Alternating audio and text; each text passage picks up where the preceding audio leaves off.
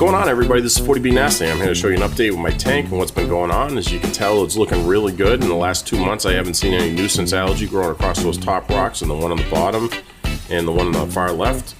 And I actually did adjust a little bit of my rock work. I wanted to utilize those rocks for more beneficial bacteria in my tank because the undersides weren't being shown any water flow really. And I'm basically trying to get my tank to be more useful for itself, making it a well-oiled machine. And here's how the last 5 months has gone. So I had turf algae and it was really bad, and that covered all my rocks and it was killing a lot of my corals. That vibrant worked, and within a week I was able to pull it off easily because it loosened up off the rock before I couldn't even tug it off. This stuff was stuck to it. Well, now the turf algae's gone. As far as the bubble algae, that one was gone after 2 months. It left me with some gray casings, and that was it. All I just did was remove the bubble casings, and I have not seen bubble algae in the last 3 months. So what I've been doing is just trying to reduce the green hair algae because I'm going to be doing a process of removing the Bryopsis by using Reflux HD. So I seen online some guy mentioned that why don't you let your green hair algae grow out to 1.5 to 2 inches. So I was like, you know what, that's not a bad idea because it's kind of acting like refugium. It's going to absorb nutrients and grow out. And then what you do to remove the green hair algae, instead of scrubbing your rocks with a toothbrush, take the toothbrush and stick it into the hairs of the green hair algae, and then just kind of lift it up out of the tank, and the bristles will collect the longer haired green hair algae. It's a lot looser to come out. So once that happens, I would pull it out. I'd take a paper towel, pinch the top of the toothbrush head, and remove the green hair algae. And that green hair algae has absorbed nutrients. So I'm actually doing myself a double favor by removing nutrients from the green hair algae and the green hair algae that's alive still in the tank.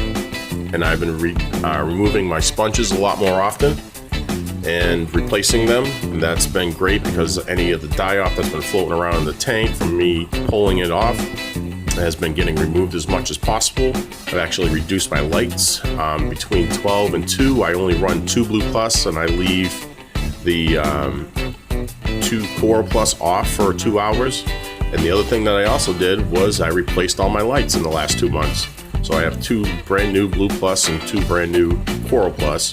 And it does say, you know, people do say that after a year, you're gonna possibly get algae from the bad lighting. Well, because what it is the spectrum starts to change a little bit as it gets older. So I understand fully now that if it's quite possible that's an issue. And ever since I put these brand new lights in, I haven't really seen too much grow back. So I'm just gonna stick with this game plan of attack so far with just removing the green hair algae. The turbo snails have been coming by and taking a little bit of the tufts of green hair algae that are low. Anything that's long, they do not eat.